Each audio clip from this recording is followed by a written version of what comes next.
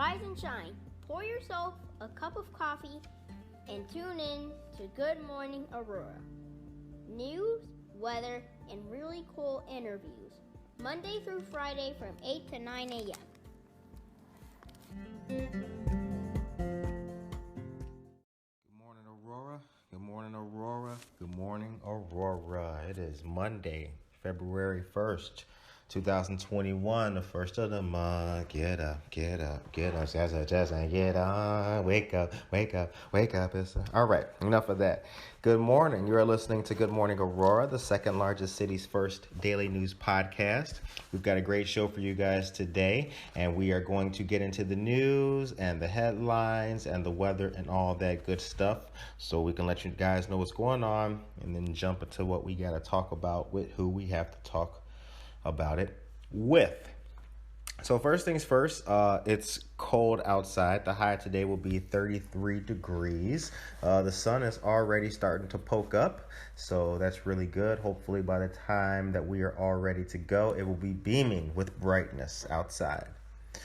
So the Aurora Public Library has had a great slew of events, and there are still a couple more to come. The next upcoming calendar event that the Aurora Public Library has will be Tai Chi for the Chinese New Year. Friday, February 12th at 10 a.m., the ancient practice of Tai Chi, clinically proven to be an effective exercise to improve health, fitness, and relaxation, will be a program available to adults. Registrations required. Tuesday, February 16th, 7 p.m., Growing Your Business with LGBTQ-Friendly Practices, part of the Fairness and Equality for a Better Aurora series. Registration is required. Thursday, March 18th, 7 p.m., Civic Education, Township Government, continuing partnership with the League of Women Voters for the Aurora area. The series focuses on township government and its role in policy making. Very good stuff. All right, from 8 o'clock a.m. until 4 p.m. today, you can get a free COVID test. That will be at the East Aurora Flea Market today. So shouts out to the city of Aurora and the flea market for putting that on. Tomorrow, you will be able to receive free COVID testing shots at La Chiquita in Aurora. So shout out to La Chiquita as well. We've posted the site, or not the site, but the posting of the lists of places to get free COVID tests. When there is another list with more locations and dates, we will surely post that as well.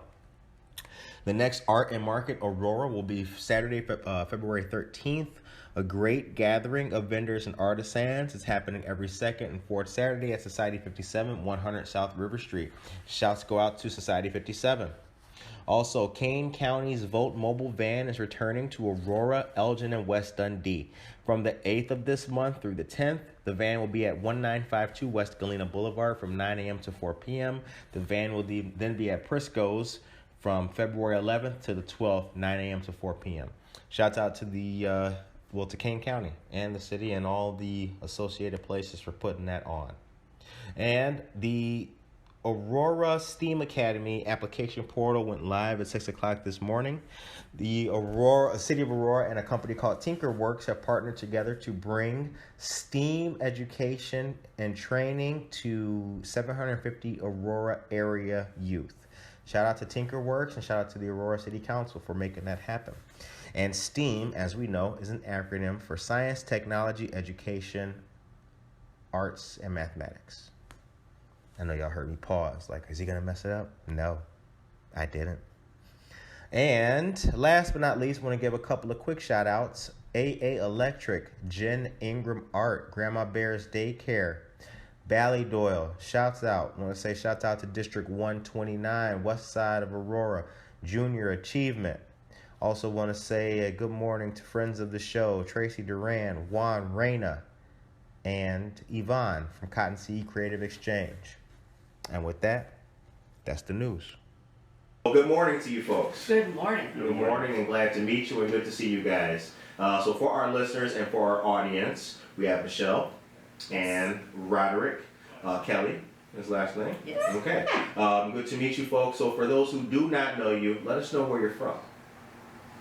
Well, I grew up in West Chicago, so not too far from here. Small little train town, and went to West Chicago High School, graduated and went to Florida Institute of Technology for my college years. Okay. And after Roderick and I married, we spent a few years in North Aurora, and then we saw the light and moved to Aurora, the greatest city on the planet. Right, the light in the city of lights. The light in the city of lights. Roderick? Yeah. Well, I grew up in northern Minnesota in a very small town of 1,200 people, and moved to the Chicago area many years ago because I was a reporter with Copley newspapers. Started in Joliet, but then worked with the group of newspapers that Copley owned, including the Aurora Beacon News, which is where Copley was founded. So, and that's where I met Michele.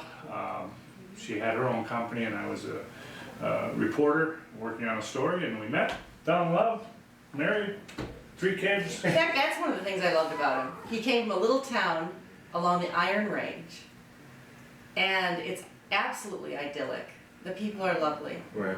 And it's 9 hours from here, so it's quite close to Canada. closer to Canada than it is to the cities. That kind of area is pretty much the typical Americana type of area background. Is that a fair assessment of that kind of place? People up there always say it's God's country, so Right. it really is. It's near the Boundary Waters, canoe area, Quetico National Forest, so a lot of outdoors activities, even in cold and snow. So nobody stays indoors. Right. So you guys met on a story, Yes. and here we are. The story continues. Hopefully for a long time. Yeah. So one thing that I do like, so you're from the west side, correct? Or you both folks live on the west side? Yeah, we live near Yes. Aurora University. Oh, okay. All right. What's the Aurora story like now in your perspective from you guys? For the city of Aurora? Yeah. Oh my gosh. I think for me, the story of Aurora has been escalating since the moment we stepped foot into our home. Okay. We see that there is this neighborhood that is timeless. We still have a Christmas party that is now 36 years in the running, of course not in 2020, but 36 years running, where all the neighbors gather for an elegant evening dinner and cocktail party in our neighborhood. This is something that pulls people together. So there's this wellspring of community here. The story is a city unfolding, a city evolving, a city blossoming into its greatest potential. The opening of businesses in downtown Aurora, the sense of community, helpfulness by neighbors. And the arts. Oh, the arts, yes. It's becoming a creative town. I mean, Right. the creativity is showing, whether it's through the murals on buildings or the paintings on the light, changing of the light boxes, to sculptures, to creatives in photography and video, creatives in writing, poetry. So we see this as a real arts community, and obviously the Paramount is a keystone to that. Right. And everything blossoms from that. Now, since you've been here, what are some of the major changes, the really big ones that have stuck out in the time that you guys have been here, that you've noticed? Development in downtown Aurora. Yeah. The knitting together of the Fox River Trail. I like that. The knitting together of the Fox River Trail, right? Yes. So I'm a runner, Roderick is a biker, and You never know it. But we love the trails. We love the trails. And so I see this vibrancy. Also, there's so many people who are moving into the area. I love the diversity. We met someone who moved into our neighborhood recently. She's from San Diego. She had grown up here but then gone away for quite a number of years, and now she's moved home. This is fascinating to me. People move to another house in Aurora, just 2 or 3 streets away. Yeah. I could probably name 10 people who have done this. yeah. And if I tried harder, I could probably name even more. Well, you're looking at one, actually. I moved from a block away to like 2 blocks away. Yeah. Yeah, right. It's Hop, just, skip, and a jump. you don't see that in communities. You really don't. This is the second largest city in the state, but it is like a small town to me, and I know from experience, this is like a small town. We walked on the day it snowed Monday, the first snowfall. Yes. We walked downtown. It's 2 miles. We walked down to Aurora Fast Print to pick up some documents, walked back home. The snow, it was beautiful. People were out, they were shoveling, they were having a great time. As a friend of mine said, it looks like a Norman Rockwell painting in certain areas when you're looking. Looks like it, feels like it, acts like it. Right, yeah. Yeah, it really does. And, you know, we've heard the stories of how this downtown used to be, when there was a Woolworths and there were the car dealerships on the street behind LaSalle Street, and all this. We've heard those stories. We're seeing it come back, and it's the mom and pop businesses, and you know, it's really cool to see. These businesses are flourishing. Who would have thought you'd have 3 coffee shops downtown that are privately owned, Right. that are not chains? Right. That's a good point. I mean, That's a good point, yeah. That's incredible. That's showing people coming together, and it's just great. It's just great what we see. And you know, Judd Lofty, he formed business Aurora Business United about 10 years ago or so. I don't know how long ago, where small business owners get together to network on a weekly basis. Things like that are really impressive. You don't see that in a lot of communities. Right. I have always been impressed that Aurora has always had the ability to stay local, but have the layer of professionalism that you would see in perhaps a larger city. You know, a Chicago or a New York, that kind of thing. You know, to be able to meld the big interests and the interests of the little guy. Yes, and I think that's a really keen observation, because being local, having that local angle and serving the local community is a choice. And you can see in Aurora, it's very intentional. It's intentional in the planning, it's intentional by the developers in downtown Aurora and outlying areas, and it is something that we're all very proud of. And there are so many little jewels in this city. Aurora University, we're 3 blocks away from it. They've got great programs that are free. That you just need to register. Now they're virtual, but I mean they'll come back to be in person. You know, their music department, their theater department put on performances. These are hidden jewels in this city that I hope people take advantage of. We certainly do, and our children, we made sure that they did. So do you remember what the day and the story was that you were covering where you guys met? Yes. Take me through that. I like how Roderick jumped up with it. He was like, yeah. It was September 5th in 1990, and I was a bureau chief for Copley, and Michele had her business. She was publicizing the first day surgery center in Illinois. This was a very controversial subject back in the late 80s and early 90s. People didn't want day surgery centers. A lot of people did. They wanted to stay in the hospital for 3 days.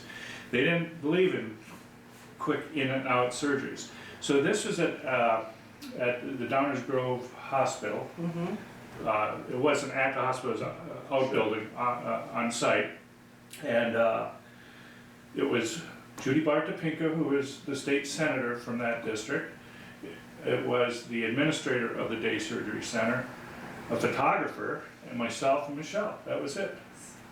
And I toured the facility, interviewed, did a story on it, and she was the publicist. So we actually have a picture of us from the photographer took of us on the very first time we met. So that was kind of... He's leaving out the tragic part. Well, there's always a good story within a good story. He's building up to the it, tragic right? part. I figured it's best to let her... Because I don't want to hear Roderick. Why'd you tell you that story? Michele, please let us know the tragic part. I'm traditionally late. Okay. As I was today by a few minutes. So I'm traditionally late, and I was late on that day. I was running late. And I saw the first set of glass doors. Okay. Cleared them. Did not see the second set of glass doors. Rushing. Smashed right into them. Roderick was in the waiting area, saw the whole thing. After I bounced off the glass and stood there for a while trying to get my senses, I walked in and I introduced myself, and he said, honestly, this was the first line he ever said to me. It looked like a bird smashing into a window. And as we were going around the tour of the facility, and we went from one door into the vestibule, and then he pointed to where the imprint of my face was on the glass. Smudge mark. Right, yeah, still there. Yeah. Still there. And then we carried on with the interview, and I remember going home that night, and I said to my mother, I met somebody today, he's so funny, I could see myself spend the rest of my life with him. And We got the embarrassing part out the way. yeah, I couldn't get worse from there. Truth be told, that was September. We went on our first date at Thanksgiving weekend because he's so ethical. He would not date me until the story She's a ran. publicist. Are you kidding me? I'm not gonna. So the story had to run before we went on our first date, and I chased him until he agreed to go out with me. And then we were engaged by February and married in August. Where'd you guys go on the first date? We went to the patent leather shoes really reflect up Yes. at Drury Lane in Oak Park? One of those oaks. Yeah. Not Oak Brook, the other one, Evergreen Park. Evergreen Park, Okay. that's it. It's closed now, that Yeah. particular one. Yeah, we lasted longer than the theater did. Nice. Yeah, we did. I Yeah. think Lasted longer than our priest did. in the story of Aurora too, this is interesting to know because there's a lot of people who have stories that have transcended a lot of Aurora history and dates and things like that. And in the time of COVID, where people can't go out, and people are or have been in relationships and things like that where they may not be getting along. These are the good kind of stories I like to hear because I really love how people met when they last for a very long time and survive those ups and downs. But the down, I'm glad you gave us the tragic part of the story. Yes, well, there's always rising action. Yes, In every exactly. story, there's always a climax. That was it on that day. What's it like being professionals in what you guys, because you were business professionals and then started writing together? Is that a fair assessment? Is that a good way to put it? We formed the company in the early 2000s, but Michele was really a stay-at-home mom Okay. with our 3 children. Okay. Through most of that, she did a lot of the back office stuff while I was working mainly public relations for corporations. And then about 4 years ago, and we've hit the recessions, and it has forced me to go back into the corporate world. We've had our ups and downs just like everybody else. The And recession ate everything in our refrigerator. yeah, it really tore and us left apart. not a morsel. It Right. tore us apart, the first one, and But we stood the test of time. we did, and what was it, 4 years ago I got laid off, and Michele was going through our children are older, in college or out of college, and she was reinventing the company and rebranding it as K+L Storytellers, because I had this long credit name beforehand. What was the name beforehand? I gotta know. You can't do that. Now I gotta know the name Okay, beforehand. it was Kelly plus Lodestro Global Relations Limited. Okay, yeah, Kelly. Plus Story. her maiden name, my name, her maiden name. Yeah. I've kept my maiden name in only 2 places. I've kept it in the L in K+L Storytellers, and on the initials inside my main coat, because I bought that when I was single. Everywhere else, it's Michele Kelly, but in those 2 spots, those are I Yeah. use my maiden name. Yeah. And we started the company because we didn't know what was going to happen. We didn't know if we were going to succeed at it, but we felt really strongly about the concept of story. If a company's story is well articulated and if it's understood, then that company has the opportunity to change the world. Totally agree. If you don't understand someone's story, you leave them weak, in a weak position, and they can't possibly do what they need to do on this earth. Absolutely. And you'd be surprised how many companies don't know their story. They know their history, but their history may have been something completely different to what their story is today. Right. And their story is their people, it's their why, it includes their mission, their vision, their values, it includes all of that. But really, when you pare it down, what is their real story, and how do they want to convey that to their audiences? And we have seen during this pandemic, it's critical for companies that used to be able to do things face to face, that are now going virtual, to be able to really hone in on that story and be able to spread it virtually. It's not an easy task for a lot of companies, especially a lot of the big companies. Manufacturers, which Aurora is built on, is one example where they've got multiple plants around the country, around the area, to be able to have a common story that involves all of them, right? It's not just the plant here and the plant in South Elgin and the plant. But here's what I want to say to everybody watching. Everybody has a story. And this is really, really critical. This is something that if you take nothing more away from this conversation, you, Curtis, anyone who's watching, you have a story that is unlike anybody else's story. It's an amazing story. You should be proud of your story. You should look at your story, honor your story, live your story, share your story. Whether you're an individual or a company, it doesn't matter. Your story is the only one of its kind. Isn't that amazing? There's 7 billion people who walk this earth. 7 billion people. And yet, each one is so different and so unique. There's 7 billion stories walking on this earth right now, right this minute. And we have blind spots to our own stories. So for everyone out there listening and watching, you are really incredible. You're an incredible person, you're incredible, and you have an incredible story. That's really, at the end of the day, I think that more than anything else is astounding. I mean, it puts me in a place of wonder. Isn't that awesome? It is awesome, and I've encouraged my friends who if their spirit or their self-resolve has wavered, I've always tried to encourage them, like, look, I got friends that are real smart. Like, look, you're blessed to be a radiologist. You have the technical skills of an engineer. You should be proud of that. Don't worry that your car broke down, that's another $4,000 right now. You will get, yes, you're right. Everybody has a story. Yeah, definitely. It's like every snowflake is different, right? Every hand, yeah, exactly. That's right. And it's always made me, I've been a history guy, so I've always been fascinated with who did something first or what, how we got here. Yeah. So you're right, the story is very important for the individual. It can help them understand who they are, and it lets us as a people know who these people are. It builds trust. When you know somebody's story, you feel really connected to them. Right. And that story should point out some of the vulnerabilities. It's not all balloons and unicorns. Absolutely, and people will know when you're just hitting the smoke button for exactly. Oh yeah.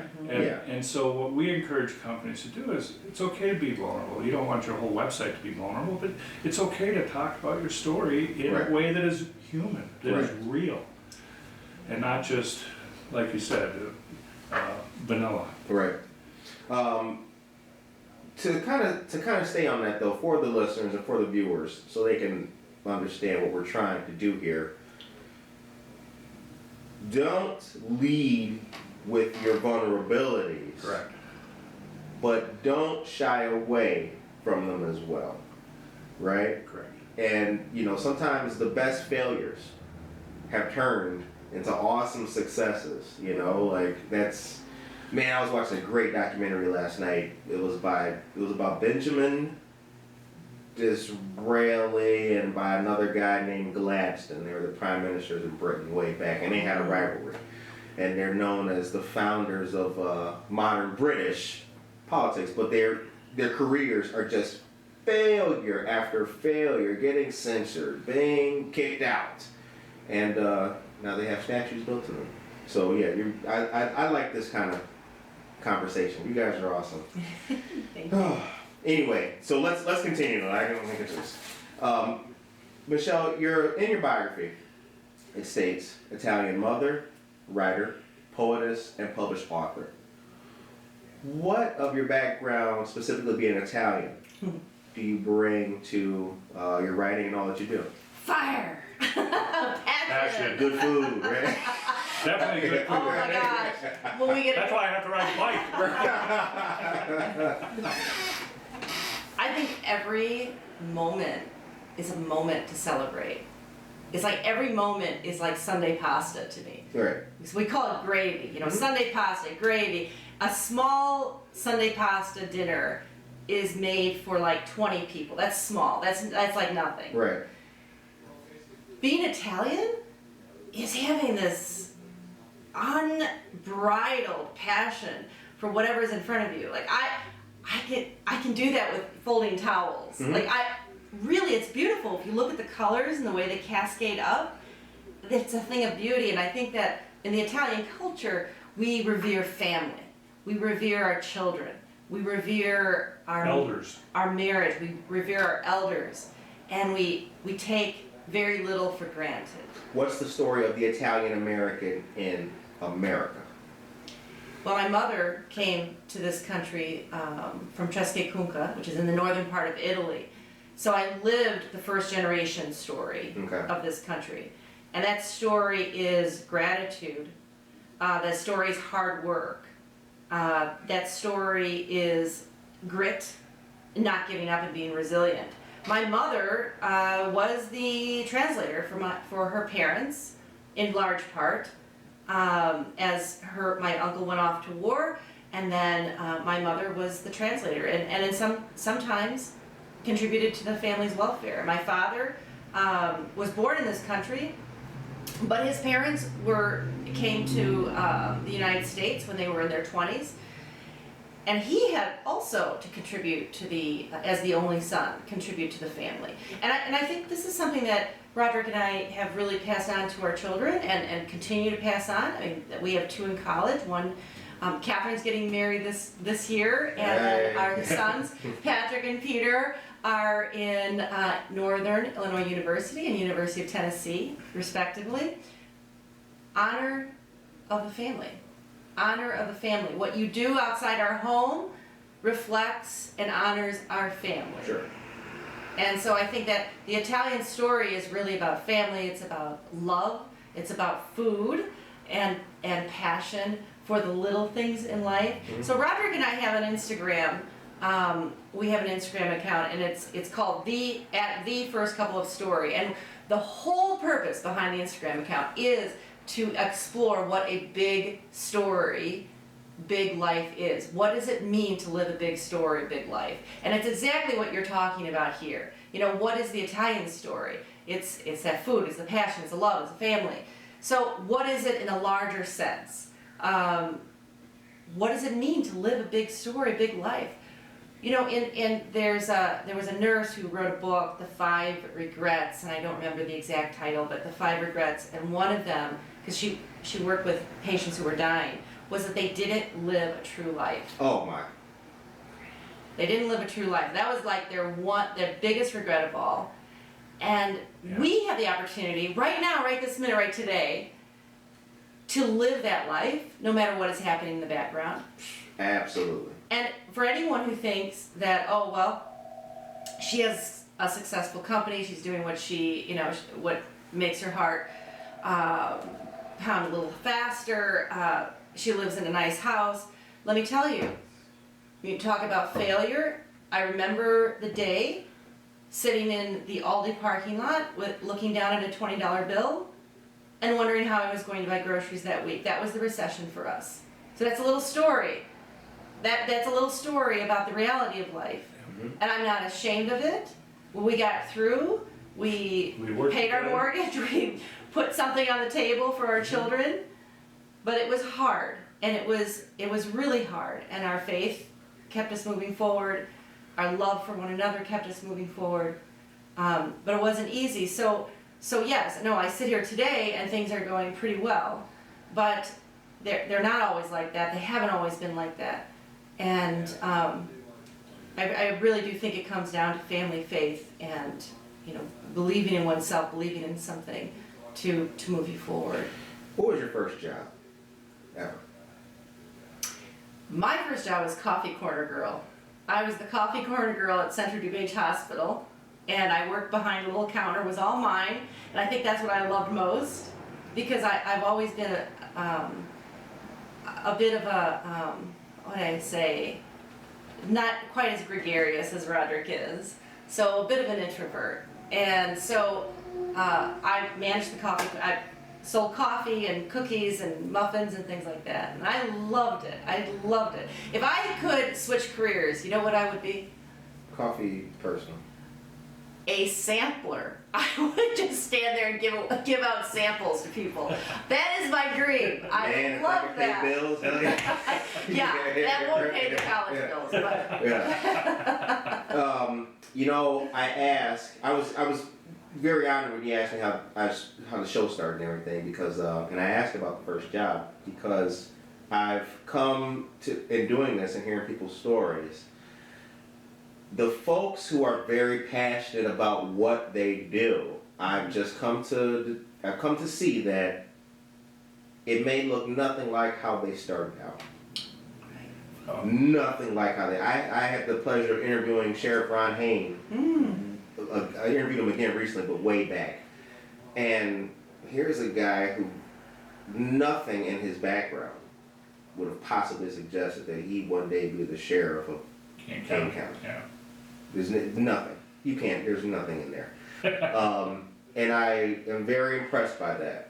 People's story, and to the point of the nurse who wrote the book about the people who are living or passing away. Yeah, boy, you don't want to be laying there thinking about what you should have done, even if you fail. Right. Yeah. Even if you fail. Can't make the point if you don't take the shot. That's ooh, I like that. I like that. Yeah, that's right. So if you miss it, yep. So what? Exactly. You make it again. So now let's get into K+L Storytellers. Yes. Okay. It started in 2000.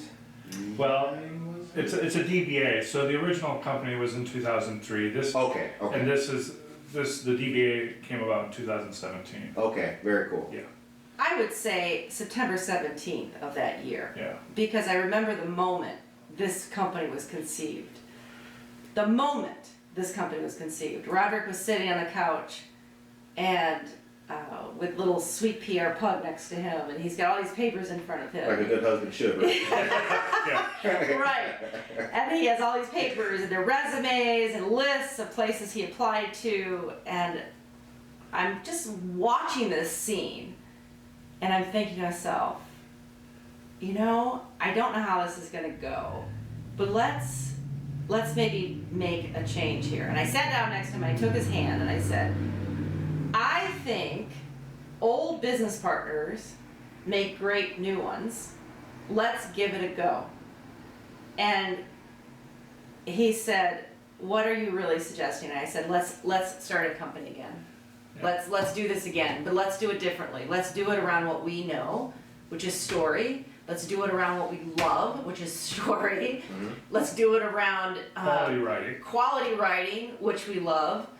We're big readers, we're students of writing. We'll never say we're experts at it. We're Right. students of writing. And that day, and I remember that day because it was my mother's birthday. So both our parents, all our parents, his mother and father, my mother and father, are in heaven, but they still tell us what to do. It was her birthday. And I really do believe she was whispering in my ear, saying, Michelle, you're his wife, you need to step up, why don't you try something different? Well, If you just keep doing the same things, I think it was, I'm gonna get the wrong one. was the quote. It was Freud, perhaps. If you keep doing the same things and expect different results, that's the path to insanity. right. Yeah. So Whomever it was, yeah.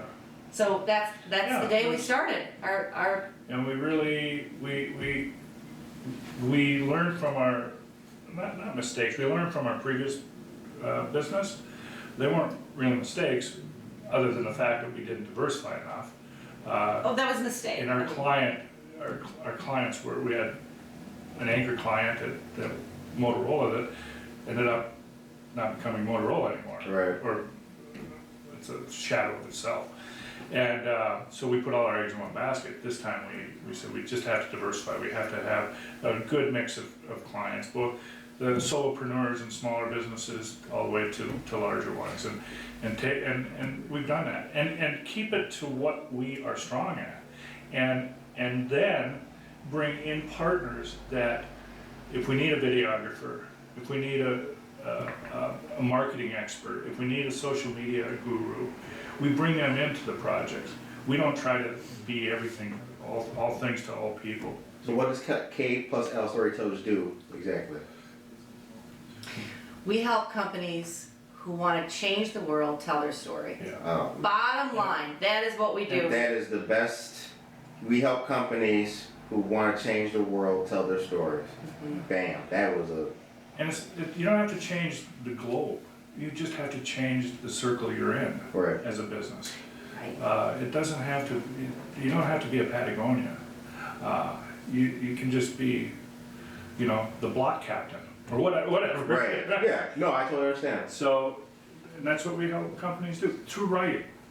So any content, web content, collateral material, blogs, newsletters, anything that's written. Mhm. We don't design We it. help them with their branding as well, so their Yeah, mission, branding. vision, values, etc. We work actually very closely with the SBDC right downtown Aurora. Small Business Development Center. Yes. By the community Yes. college. Yes. Shouts out. Harry Yes. Parker, Good you people. are incredible. I don't know you yet, Harry Parker, but... Harriet Parker, She- put her on your okay. Gotta list. get her on your list. She's Alright. incredible. She's a transformer, she's a game changer. Yeah, she's just down here, and she really helps the small entrepreneurs and the small businesses in this area. It's just incredible.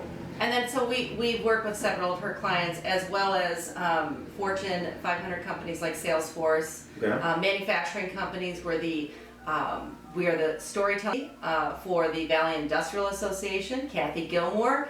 Aurora has such a rich manufacturing background. I mean, we Very are much. Rivertown, and you can just hear in some of these old buildings the pings and the dust flying, and you can really visualize what it must have been like, the cold concrete floors and the drafty windows and the smell of tar and paint, emanating from the factory floor. And even though Yeah. some of those, obviously those manufacturing buildings are now being turned into beautiful condos and office space, etc., there's still in Illinois and in the Aurora area a great sector of manufacturing. Roderick, what's your favorite book? Anything written by Ken Follett, Nelson DeMille, or Jeffrey Archer. I go by authors more than books. Okay. Pillars of the Earth by Ken Follett is probably my favorite book. My mom gave me that book. I have yet to read it. Pillars of the Earth. Pillars of the Earth. She keeps... Yes. Have you read Pillars of the Earth? And I'm like, nah, I just finished, Rommel's Desert War. Or whatever. You're big into history. Yeah. And this is Okay. historical fiction, of course, but Sure. it's just the best book I've ever read. And then there were 2 sequels and now a prequel that aren't nearly as good. So I wouldn't recommend the other 3 by Ken Follett on that series. But Michele, before we get into your works, favorite authors or books of yours? Hemingway, I counted one time. He used the word "and," the conjunction "and," in one sentence, 13 times, and he got away with it. Brilliant writer. He wrote viscerally, and I would say he was a minimalist writer, meaning that he had this aptitude for showing, not telling, which it really is the most basic. I mean, for anyone listening who wants to write, show, don't tell. That is the #1 rule in writing, in great writing. give an example of that. Well, rather than saying, Todd is 6 feet tall, Todd barely cleared the doorway. You know he's tall. So you show it, you don't tell it. Right. So I Little things like I that. do love Pearl S. Buck. Pearl S. Buck is great. Oh, I think her books are so they're you know what I love about her books? They're simple. They're simple and profound. And I truly in my own writing, I'm working on an anthology of short stories right now called 9 Candles. That is what I'm striving for. I'm striving for simplicity of writing that hopefully will be something profound that the reader sees and discovers without me telling them. I want my words to be invisible. I want the reader to be actually experiencing the story, not just reading it. Right. That's my goal as a writer. Now talk about your works. What was your first published work? Well, first published work, actually, I have the book as a present. for you. Yes! It's called Today's Inspired Leader.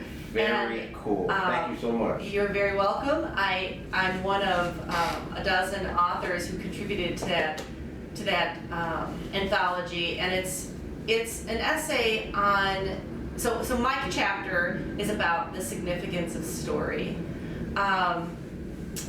I'm very excited to share that there's a book coming out this year that I've contributed to. This means a lot to me. Okay. It's called Golden Heart. Golden Heart, all right. And it's a book conceptualized by Christina Goebel. This book is going to be given to every young person, every child to teenager in orphanages around the world.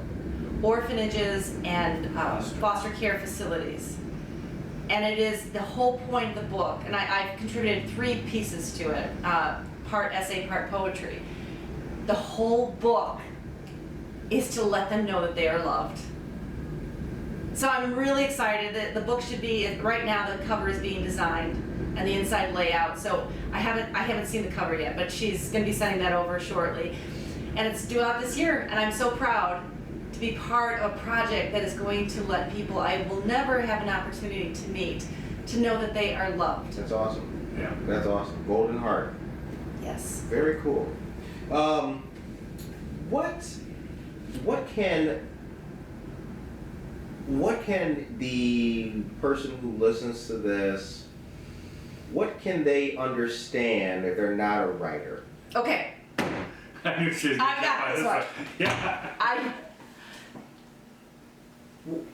3 words. You are creative. I'm really practicing sitting in silence, sitting in the quiet. So I really want to put some space around this, some volume around this. You are creative. If you get up in the morning and you are taking care of your child, you're creative. If you're an accountant and you have to unravel a knotty arithmetic problem, Right. You're creative. Find where the 85 cents went wrong. Exactly.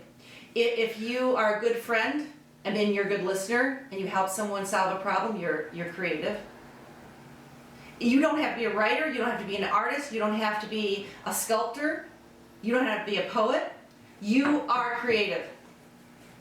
The very first step in being creative is realizing that you are and giving yourself permission to create. That's it. We are our own worst enemy on the creative front. We get it knocked out of us. One of the projects that Michele was involved with the last several years at Washington Middle School was, I don't know what it was called. Well, the whole program was called My Genius Now. Okay. And it was led by Pat Swanson, a retired teacher from the Aurora area, and she's incredible human being, and she felt the creative arts could help reading scores, and she was right. Mm-hmm. So I came in and taught short story writing to the children there. They had somebody who taught yoga, they had somebody who taught, the Hicks brothers came in and taught music. Mm-hmm. Yeah. And reading scores went up. The highest reading score that went up was 500% from this after-school program. Now these were kids who were having problems in reading, or who approached literature perhaps tentatively. But once they gave themselves permission to create, So it was she incredible. would give them a document, the very first thing to sign, the students. A permission slip. A permission slip. Yeah. And That they could write anything that they wanted. And at the end of the semester, they would publish a book of their stories Yeah. or their poetry. And a lot of it was done in teams.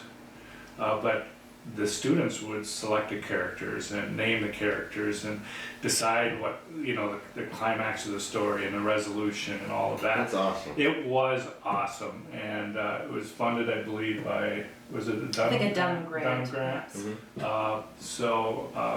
Mm-hmm. We're seeing poetry and creative writing being taken out of the public schools, for whatever reason, and this was our opportunity, Michelle's opportunity, to give back to that a little bit, and it's really unfortunate. When we saw during the inauguration that lovely poet, she just 22, 23 years old, hit out of the park. I mean, who's our next poet? Who's our next 13-year-old, 10-year-old writing poetry to that degree? I mean, yeah, especially given the social media age that we live in, it is refreshing to see youngsters with a command of the spoken word and be able to articulate themselves like that and not just typing something. That I like that. Well, here I'm going to respectfully point something out on that point. I'm really glad that you said that, because I was interviewed once and asked by someone, do you feel young people today are prolific writers? And I know the way they phrased the question, I know it was rather a leading question. I know they expected me to say no. Oh, right. And I said, yes, I think that they are even more prolific than when Roderick and I were growing up. And I'm going to tell you why. They're constantly telling stories. They are constantly sharing a story arc. I started here, I saw this is what happened. It's a beginning, middle, and an end. The story arcs that young people are writing today on social media are really incredible. Now, do I think that they're all sitting home writing the next great American novel? No. Perhaps not. But what they don't realize is they're journaling. Social media is journaling. It's unbound creativity for sure. Absolutely. Definitely. It's not the traditional way that it's not Reader's Digest. Right. But which I had a story published in once. you did? Yeah. I grew up I reading. didn't even know that. I grew up reading Reader's Digest. Reader's Digest took me. So my parents are divorced. Sadly, I spent a lot of time with them in divorce court instead of school, and the law offices and little front rooms. National Geographic and Reader's Digest saved my life. Wow. Words saved your life. Oh yeah, I would. It was a point in time in life where I would be at the library so much. I'd be there before the new Reader's Digest, so I'd read one of the old ones, just catch up on a good story. Moby Dick. Amazing. Or something, whatever. National Geographic, polar bears. So let's read about polar bears. Amazing. Yeah, I love books. I love reading. I really do. So today's inspired leader: stories of impact, community, and legacy. Mm-hmm. This is very interesting. Thank you very much. I will definitely be reading this. Definitely. Thank you. I appreciate it. Always honored when people read my words. So before we get to the end part of the show, I do want to ask you, how has COVID what's the biggest impact rather COVID has had in your operation? Well, I can say from a personal standpoint, it's been a blessing because we've had our children home more than they would have normally been home. Not just the two at college, but our daughter who lives in the city. Because she's working remotely, oftentimes will come. In fact, she's coming Wednesday to stay with us through the Super Bowl. So from a personal standpoint, it's just been a blessing to be with our kids, our family. From a business standpoint, we have really seen that companies have understood the importance of telling their story because they can't do the face-to-faces. They're not going to trade events. They're not doing a lot. They're doing everything virtually. And so they really have to get their messaging down. They really have to hone, understand, be consistent. You've got all these remote workers now. And the stories that have to be consistent to the story, the company story, has to be consistent across all departments, across all plants, across all divisions. Across all countries in the multinational. We work with a Swiss-based company, and they're all over the world, obviously. So we help them tell their stories. and be consistent with the messaging. For me, something really beautiful came, well, there were many beautiful parts of this past year. I mean, just the quiet, and you can attend 5 meetings in a span of 4 hours. Yeah. And so the productivity level and communication really amped up. But something really great happened. Mm-hmm. So as a writer, I have a lot of colleagues who are in the creative realm, designers, etc. And I had somebody approach me. His name was Dean Petrolakis, and I love him. He's Greek, I'm Italian, so everything's about la la la It's la all la. Mediterranean. Yeah. And he said, Michele, the pandemic, there's just, people are losing jobs, in our field, and there's a lot of, obviously there's a lot of uncertainty, and what do you think if we took our creative gifts and maybe somehow shared them to lift others up? And I'm like, yes, I'm in. And so we formed this group called the Orange Squad. The Orange Squad. The Orange Squad. And the whole purpose of the Orange Squad, we have a website, we're on social media, it's the Orange Squad. It's about 9 or 10 of us who are founders of this organization. I don't even know, a collective, if you will. Yeah, It's not really an collaborative. organization. Yeah. Our mission is to bring creativity to all, to inspire people to believe in themselves creatively, Yeah. to encourage people to write and to draw and to express themselves creatively.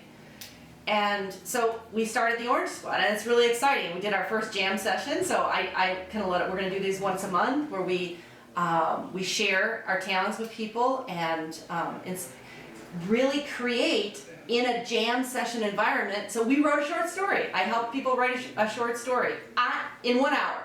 It was and it's being edited. We'll add the content to our website when it's ready. But we have our next one is with Pat Helmers. Okay. He's a local podcaster. He's the owner of Habanero Media, and he's going to be talking about the relationship between plants, growing plants, and creativity. So literally, I know these are. So That's his passion. I can see gardening it. and- I could see it. we want these kind of edgy. So my jam session was how to you are a creative writer even if your English teacher gave you an F. So we have these like little edgy things that we're doing. It's so much fun. It's so much fun, and we're building out content that will help people connect with their creative self. Because, and here's the kicker, Curtis. Here's the kicker. Kick me. All right. The pandemic, uncertainty, racial injustice, the list of health problems, people losing jobs, unemployment. There are so many deep and moving and sad and tragic things happening around us. What are we going to do? We're going to create our way out. Right. If we are creative, we can think of innovative ways to help others. If we are creative, we can think of innovative ways to change tomorrow and to reverse, some of the things that are happening right now. If we're creative, creativity means expressing our soul and expressing our deepest gifts with others. And if we can do that, if everyone did that, it would be an amazing impact on our futures and on people and our families and our neighborhoods and our communities. Creativity. The simple act of every day looking at the sky and writing down what you see. Do that for 7 days, and I guarantee you will be more in touch with the things that are important to you. Yeah, we even take it to, we have a client in Arizona who just loves getting emails from us because we are very creative in our subject line and in the email itself. We don't just write, here's a contract. Please review the contract. It's fun. It's fun, and he chuckles. He calls us right away. I just love that tagline. I love your subject line. I love what you wrote. how creative. He said, I get hundreds of emails and I always will open yours because of that. It's things like that. Little things can help you move forward and move in business or, you know, as an employee. Have fun. I mean, We're here to have joy. we're here to have definitely. joy. We lose that when we constantly talk about productivity and to-do lists and all these things that we have to do and should do. We're here to have a little bit of joy, and we have the power to do that with words. I mean, we all do. Everybody does. You do. We do. Everybody listening. A little note to somebody, an unexpected handwritten note. Words matter. As Roderick said, even a subject line can change the day for someone. Yeah.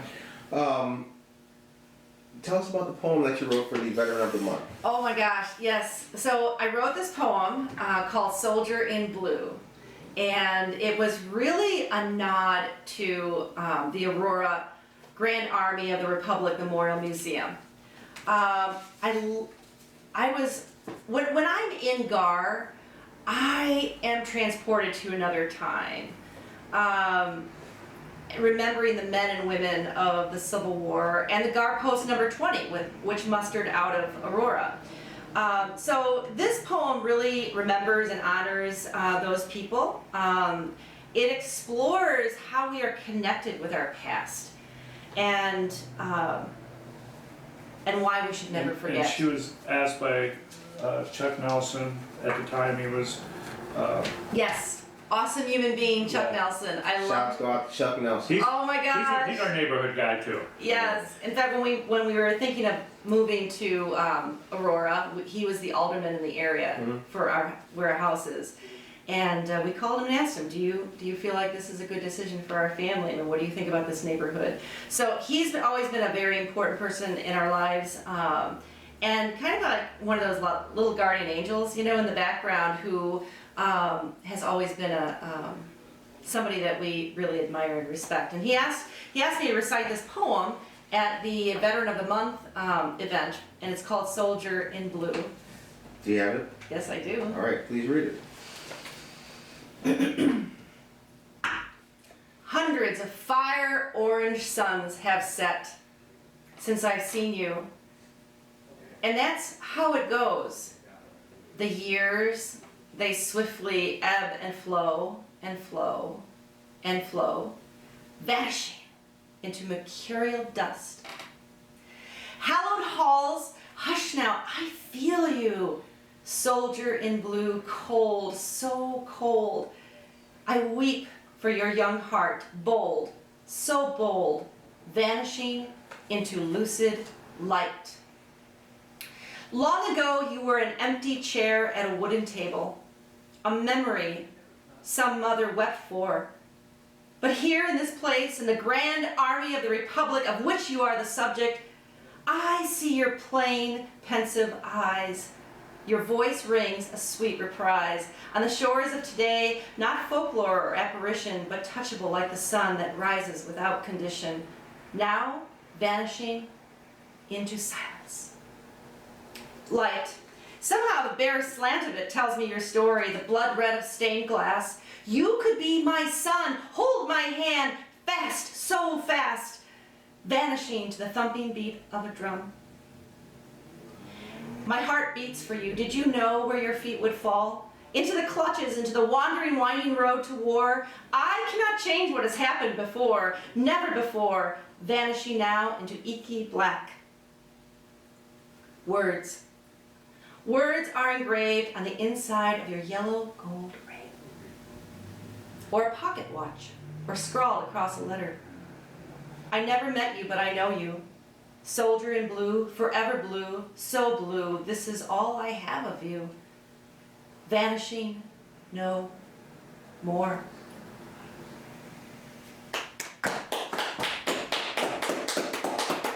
Thank you. Thank you so much. The GAR, for those who are unfamiliar with it, is the Grand Army of the Republic. It is located on Downer, right across from City Hall, and next door to the parking structure right there.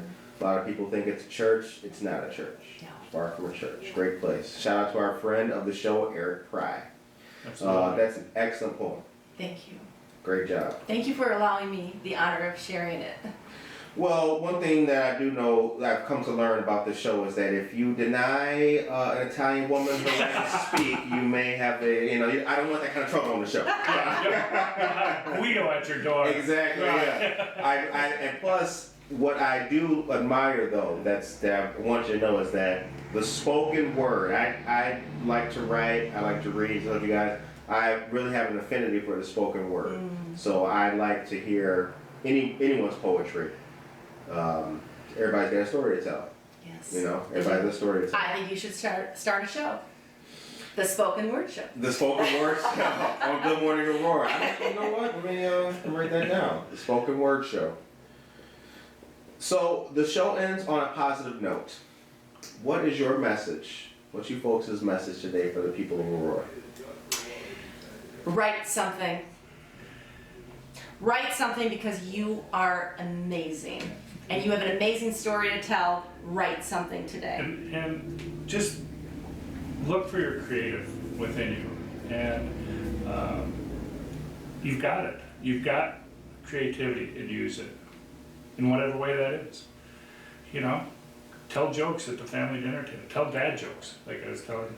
Oh yeah. You gotta. No matter how bad it is, just tell it. Just tell it. Don't hold back. You're all creative.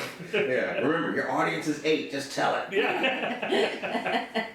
Well, this was a great conversation and a great Thank show. you. I'm glad to meet you folks. I'm glad to talk to you. And I wish you guys the absolute best in everything that you're doing. And your clients will definitely benefit from knowing you folks. Curtis, working with thank K+L. you. Yep. Thank you so much. It was so delightful. I love talking to you. Yeah, this was fun. This is a perk of the job, I swear. I love it. I love it. And I really do like the fact that the creativity that I myself feel like I'm putting forward can help inspire other people. And there was a point in the conversation you guys were talking about that I wrote it down actually. Hold on. Show, don't tell. That's right. That's right. Don't tell, show them in your words and what you're talking about. It's not the guy was 6 feet tall. It's, he couldn't clear the doorway. Yeah. It's not, I walked in, I smelled gas. No, the acrid fumes of petroleum walking. Yeah. Yes, definitely. And just because it's not a bestseller now doesn't mean it won't be. Right. That's right. Exactly. That's right. This was a very inspiring conversation. So for our listeners, I hope you guys have a blessed day. We appreciate Roderick and Michele coming on to the show. All of you guys have a safe, blessed, positive day out there. It is Monday, February 1st, so let's have a great month as well. And we will see you guys back on the show for another great episode tomorrow. Arrivederci. Arrivederci.